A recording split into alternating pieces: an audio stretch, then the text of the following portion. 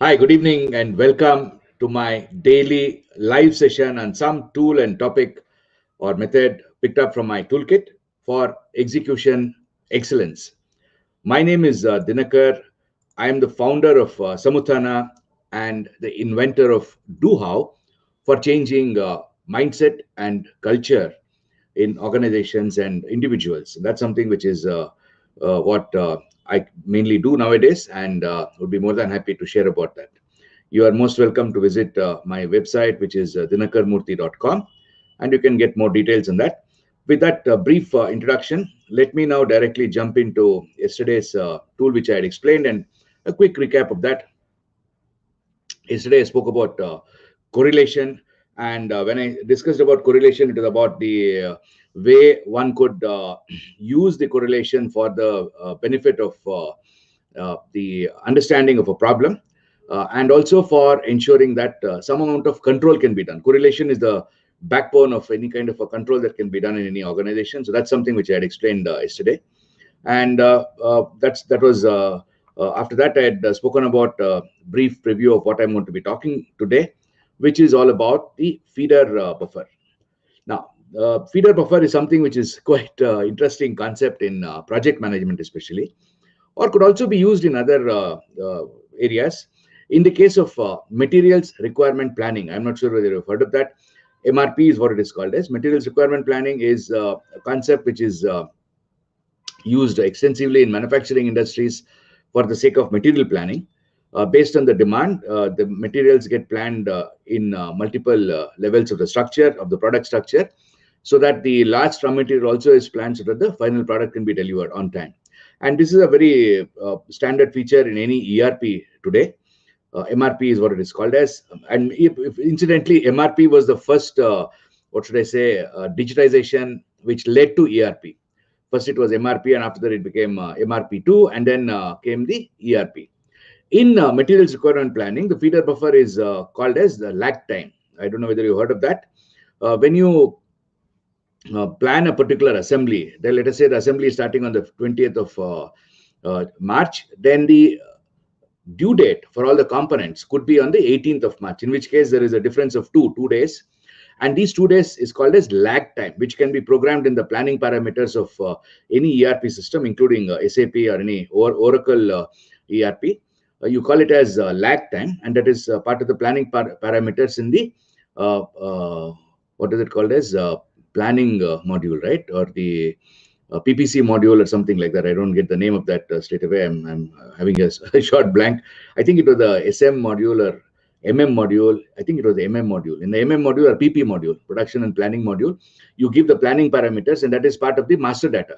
And in that master data, you key in what is called as lag time. Lag time is nothing other than the feeder buffer. In the case of project management, it is called as feeder buffer because it's not something which is fed into any system, unless you are a big company and you're using Primavera or something like that for project management, or even SAP PS for project management. Otherwise, you would use MS Office, MS Project, and in MS Project, there is no real provision for the feeder buffer in the project management as such, unless you are really quite fluent with the planned completion date and earlier start date, later start date, and all those terminologies of project management. Otherwise, my recommendation is in any normal Excel, if somebody is using for project planning, you could create a task itself and call this task as a feeder task, and the feeder is the task, feeder buffer is the task, and this feeder buffer can be preceding to the start of the next task, and then you give the feeder buffer.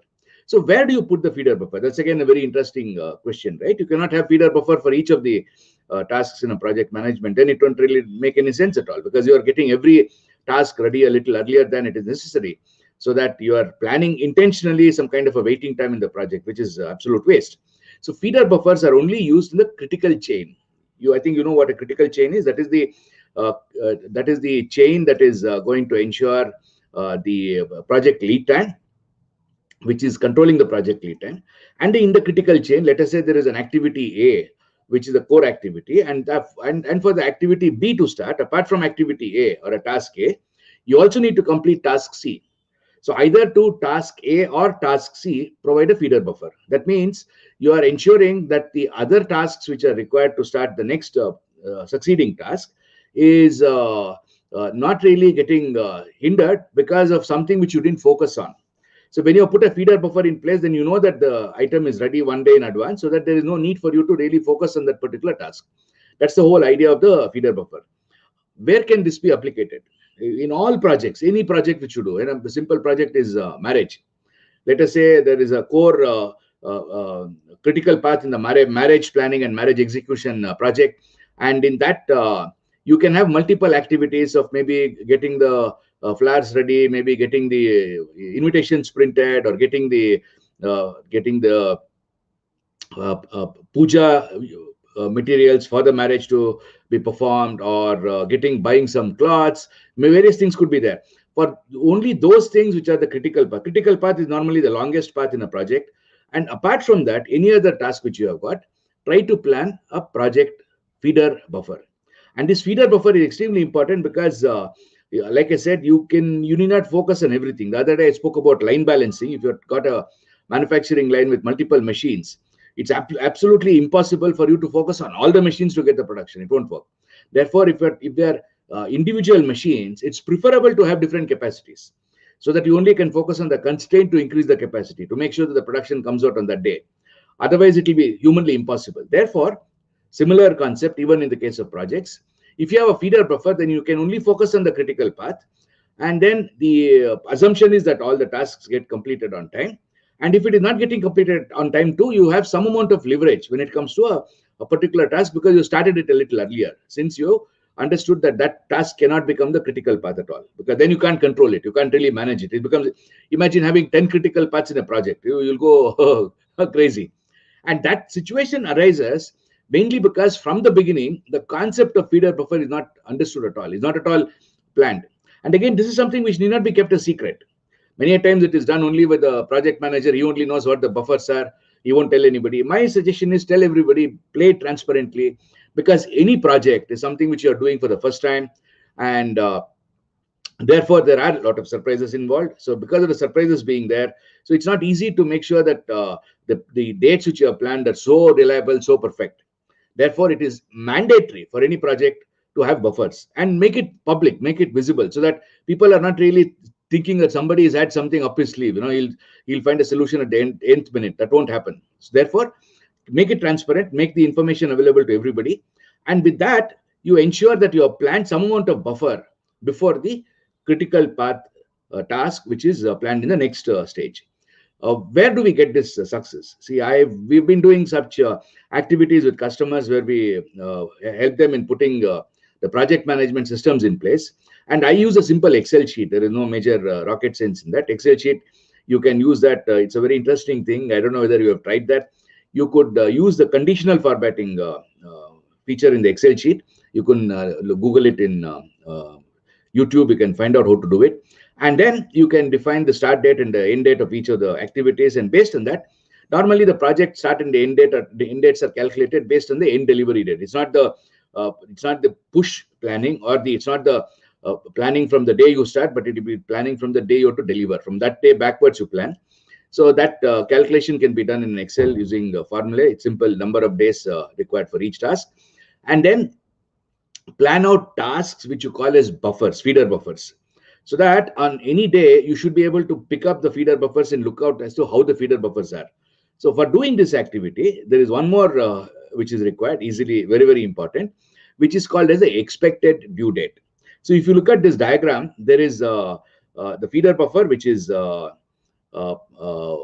in green color, whereas part of the feeder buffer is already consumed because the expected due date is later than the planned due date of the earlier task. The start due date of the next task is the end of the feeder buffer. So this way the feeder buffer has been eaten away because you have a later expected due date is something which is natural, I said, because the projects have surprises. Now, what one should do on a daily basis is to pick up the Excel sheet of each of the project. Of course, before that, one needs to ensure that the expected due dates are updated by all the task owners for the entire project on a daily basis. You may think that this guy is very crazy. I am not crazy at all. You do that, then you can create projects which are marvelous, and you can deliver projects consistently on time and on time in full. And your budget will be under control. Your on-spec delivery will be excellent. So all that can be achieved, provided you are getting everybody in the project organization to update their respective tasks for the expected due date. And these tasks are only the tasks which have already started. So let us say you have a task which is planned 3 months to start 3 months in advance. For that particular task owner, there is no point in asking the expected due date to be completed, to be informed on a daily basis. Whereas for those tasks which are ongoing, for those you need to understand what is the expected due date.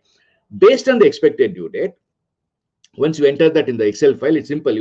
In the Excel file, you need to have 3 columns. First is the planned start date, or 4 columns, I would say. Planned start date, expected start date. Then after that, the planned due date, expected due date. That's all. Only 4 columns, and this has to be calculated. And it's quite a simple sheet. If anybody wants it, please write to me, dinakar@samutana.com. I'll be more than happy to share a template which we use with our customers. It's no big deal. You can use it for your project management. Of course, it's not just the template. There's a lot of other wisdom behind making a project. So if you need that wisdom, then we are always there.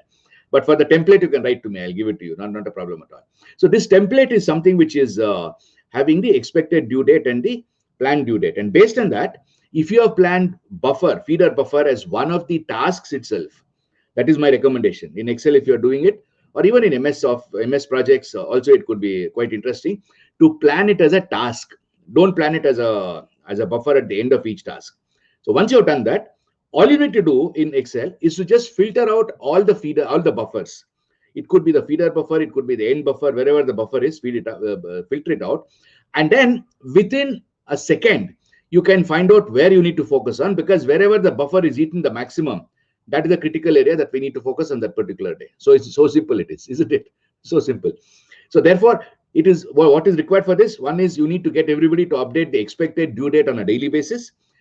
Based on that, you need to get the Excel file or the project, MS project or Primavera, or whichever project software you're using, to estimate or to calculate the feeder buffer, actual feeder buffer.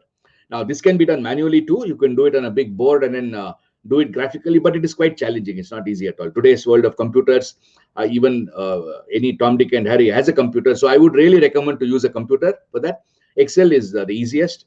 And then once you've done that, then focus on those tasks which have those preceding tasks which have the least feeder buffer. And that would be the priority for the day.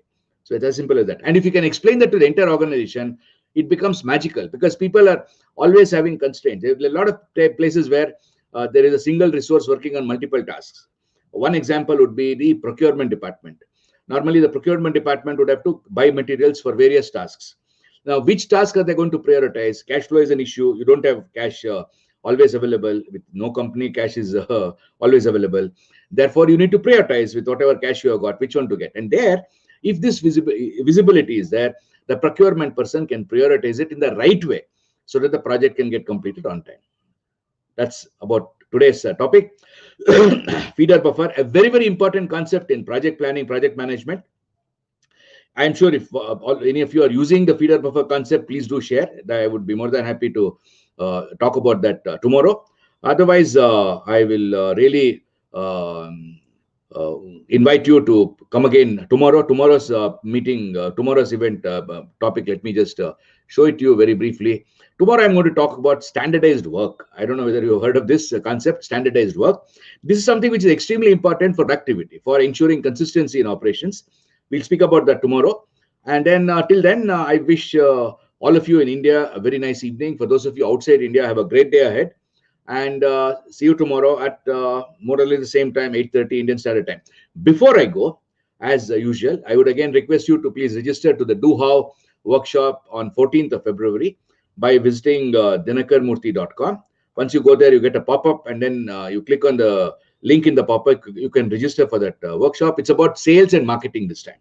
So I've got multiple topics today. This time I'll be talking about, we'll be doing on sales and marketing. Do How web, it's called as a web workshop, because it's something where you are constantly participating and not something which is kind of a webinar where you are passive. There's an active role for each participant.